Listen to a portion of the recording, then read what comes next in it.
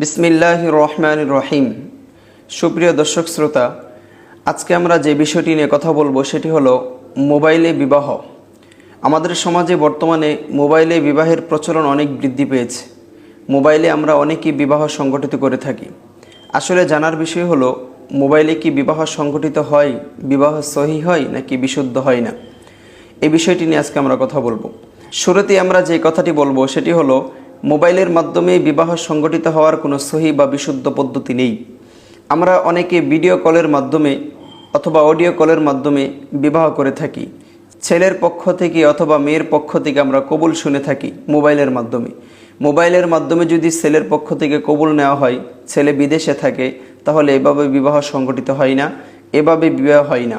কিন্তু আমাদের সমাজে এরকম মোবাইলে অসংখ্য বিবাহ হচ্ছে, যেই বিবাহগুলো আসলেও সংগঠিত হয় না। পরবর্তীতে তারা সারাটা জীবন জিনার গুনার মধ্যে লিপতিত হতে থাকে।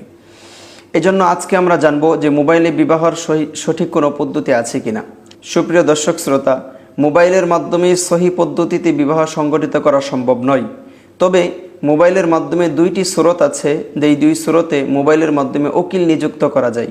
প্রথম পদ্ধতি হলো, ধরে নেন ছেলে বিদেশে থাকে, ছেলের পক্ষ থেকে দেশে ছেলের কোনো ভাইকে অথবা চাচাতো ভাইকে, ফুফাতো ভাইকে, খালাতো ভাইকে অথবা ছেলের নিকটাত্মীয় কোনো বন্ধু বান্ধবকে সে উকিল নিযুক্ত করবে।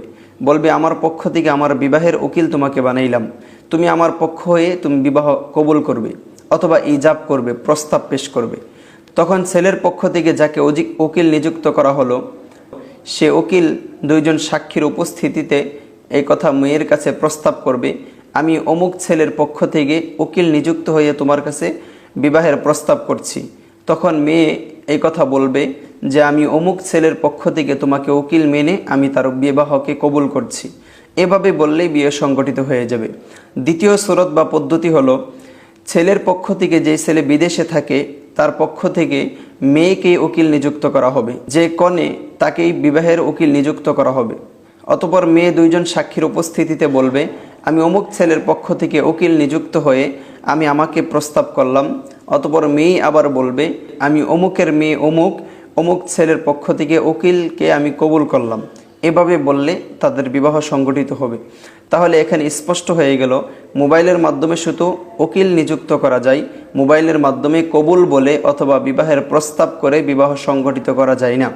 এই সুরতটি উল্লেখিত দুইটি সুরত কিতাবুন নওয়াজিলের মধ্যে আল্লামা মুফতি সালমান মানসুরপুরি দামাত বারকাতুহুম তিনি উল্লেখ করেছেন। কাজেই আমরা যারা দূর দূরান্ত থেকে বিবাহ করি, আমাদের বিবাহ যেন শরীআই পদ্ধতিতে হয়, সঠিকভাবে